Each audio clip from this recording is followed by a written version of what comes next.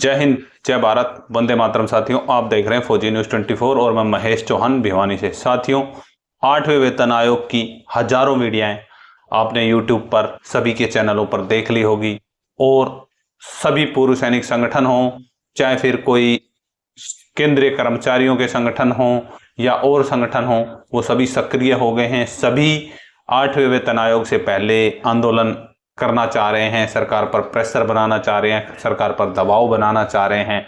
और अभी ये भी अटकलें थी कि 8वां वेतन आयोग आएगा नहीं आएगा, कमेटी बनी है नहीं बनी है। तो इसको भी एक प्रमुख अखबार ने ओपन कर दिया है कि लाखों कर्मचारी और पेंशन भोगियों की लंबे समय से जो प्रतीक्षा थी उसका आखिरी क्षण आ गया है। सरकार ने आधिकारिक तौर पर 8वें वेतन आयोग की तारीख की घोषणा कर दी है और लेवल 1 से लेकर लेवल 18 तक के कर्मचारियों के लिए संभावित वेतन बढ़ोतरी की जो तालिका है वो भी साझा कर दी है। इस खबर ने देश भर में काम करने वाले सरकारी कर्मचारियों और उनके परिवारों में नई उम्मीद और नया उत्साह जागरूक कर दिया है। पिछले कुछ महीनों से इस बात को लेकर अटकलें लगाई जा रही थी कि यह आयोग कब अस्तित्व में आएगा, लेकिन अब तस्वीर लगभग साफ हो चुकी है। यह आयोग से 7वें वेतन आयोग की जगह लेगा और सभी केंद्रीय कर्मचारियों के मूल वेतन, भत्ते, पेंशन में फिर से समीक्षा करेगा। महंगाई और बढ़ती महंगाई को देखते हुए हर कदम कर्मचारियों के लिए बड़ी राहत साबित होंगे। तो ये खबर एक हिंदी के प्रमुख अखबार में छपी है और इसमें कुछ सवाल जवाब भी हैं कि 8वां वेतन आयोग क्या होगा, सबसे अधिक लाभ किसको मिलेगा, संभावित वेतन वृद्धि संक्षिप्त तालिका क्या होगी, 8वें वेतन आयोग की मुख्य बातें क्या होंगी, कर्मचारियों के जीवन पर क्या प्रभाव पड़ेगा, आपका वेतन स्तर कैसे जाने, कई तरीके के लाभ मिलेंगे या एक ही तरीके का लाभ मिलेगा, फिटमेंट फैक्टर क्या होगा, क्या नहीं होगा। तो ये सब बातें सभी जो केंद्रीय कर्मचारी हैं या राज्य सरकार के कर्मचारी हैं या पेंशन भोगी हैं वो सभी सोच रहे हैं कि क्या होगा क्या नहीं होगा। वेतन आयोग के बारे में अगर हम संक्षिप्त से बता दें कि वेतन आयोग एक ऐसी संस्था है जिसका गठन सरकार द्वारा कुछ वर्षों के अंतराल में समय समय पर किया जाता रहता है। 7वां वेतन आयोग 2016 में लागू किया गया था और 8वां वेतन आयोग जो है 1 जनवरी 2026 से प्रभावित होगा। और वेतन आयोग से सरकार अपना वोट बैंक भी कहीं ना कहीं मजबूत करती है। सबसे अब आ जाता है कि भाई सबसे अधिक लाभ किसको होगा। 8वें वेतन आयोग का लाभ केवल केंद्रीय सचिवालयों तक ही सीमित नहीं रहेगा बल्कि कई विभागों और कर्मियों के लिए उपयोगी साबित होगा, ये कहना है प्रमुख अखबार का। अगर हम बात करें तो केंद्र सरकार के सभी ग्रुप ए, बी, सी कर्मचारी, रेलवे में काम करने वाले कर्मचारी, सशस्त्र बल के कर्मचारी, अर्धसैनिक बल के कर्मचारी और सभी पेंशन भोगियों और पारिवारिक पेंशन प्राप्त करने वाले आश्रितों को 8वें वेतन आयोग का लाभ मिलेगा।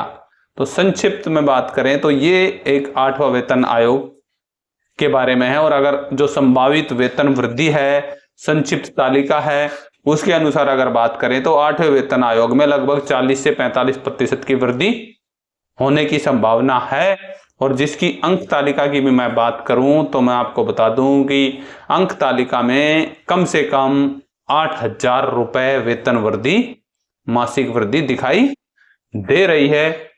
जो 18,000 न्यूनतम वेतन है वो 26,000 हो सकता है और जो 25,500 का पे लेवल 4 है वो 35,500 हो सकता है, यानी कि 10,000 की वृद्धि हो सकती है।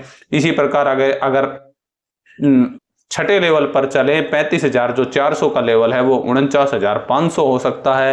अगर मोटी मोटी मैं वृद्धि की बात करूं तो 14,100 रुपए की वृद्धि हो सकती है। इसी प्रकार अगर 7वें स्तर की मैं बात करूं तो 44,000 जो 900 7वें वेतन आयोग में ले रहे हैं वो 63,000 रुपए ले सकते हैं और 18,100 रुपए के लगभग उनकी वेतन वृद्धि हो सकती है। इसी प्रकार अगर 10वें पे लेवल की बात करें या 10वें स्तर की बात करें जो 7वें वेतन आयोग में 56,100 है वो 78,500 रुपए ले सकते हैं और 22,400 की वृद्धि सीधी सीधी दिखाई दे रही है। इसी प्रकार अगर पे लेवल 12 की हम बात करें तो 78,800 से 1,10,000 हो सकती है और सीधी वृद्धि 31,000 की हो सकती है। इसी प्रकार अगर 14वें पे लेवल की बात करें तो 1,44,200 से सीधा 2 लाख हो सकती है और 55,800 की वेतन वृद्धि दिखाई दे रही है। और 16वें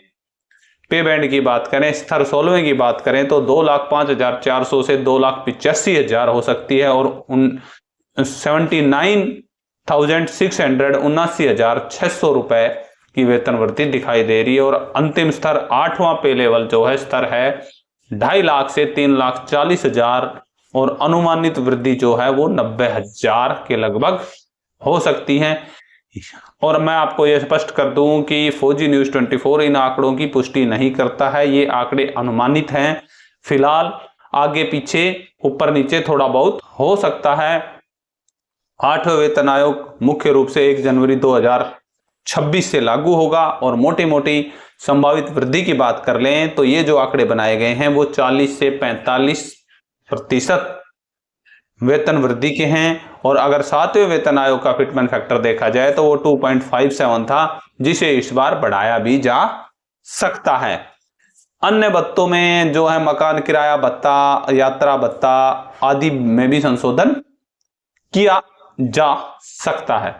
तो ये है 8वां वेतन आयोग। अगर 8वें वेतन आयोग की घोषणा सिर्फ एक आर्थिक बदलाव ही नहीं होगा बल्कि देश में सेवा में लगे हुए दिन रात लाखों जो कर्मचारी हैं उनका सम्मान का भी प्रतीक सरकार इसे मान रही है। यह कदम उनके योगदान को मान्यता देने के साथ साथ उनके जीवन को और भी उच्च कोटि का यानी कि आर्थिक रूप से मजबूत करने का कदम है। साथ ही साथ फौजी न्यूज 24 सभी कर्मचारियों को यह सलाह देता है कि वे अपने अपने विभाग से आने वाले आधिकारिक परिपत्रों और निर्देशों पर नजर रखें ताकि उन्हें सही जानकारी समय पर लाभ के साथ मिल सके। आने वाले समय में वेतन वृद्धि न केवल व्यक्तिगत जीवन को बेहतर करेगी जो हमने पहले बोला, बल्कि देश की अर्थव्यवस्था और प्रशासनिक व्यवस्था को भी मजबूत करेगी। अंत में हम आपको यही कहेंगे कि वेतन वृद्धि या 8वें वेतन आयोग के लिए विभाग से जो पत्राचार हो, विभाग से जो पत्र जारी हो, उन्हीं पर विश्वास करें। फेक वीडियोस पर विश्वास ना करें। जो मिलना है वो आपको मिलना है। किसी के कहने से ना तो वो कम होगा ना किसी के कहने से ज्यादा होगा। बल्ले बल्ले की खबरों पर विश्वास ना करें। वीडियो देखना ना देखना आपकी निजी जिम्मेदारी है। मोबाइल आपका है, कोई आपके मोबाइल में घुसकर आपको वीडियो नहीं दिखा सकता। आपको देखना है। अगर वीडियो अच्छी लगे तो लाइक शेयर और कमेंट अवश्य करें ताकि अगली वीडियो में अगर हमारी कोई गलती है तो वो भी कमेंट बॉक्स में बताएं, हम उसको सुधार कर पाएं। आज के लिए इतना ही। जुड़े रहें फौजी न्यूज 24 के लिए। मैं मेरे सहयोगी मिंटू सैनी के साथ महेश चौहान।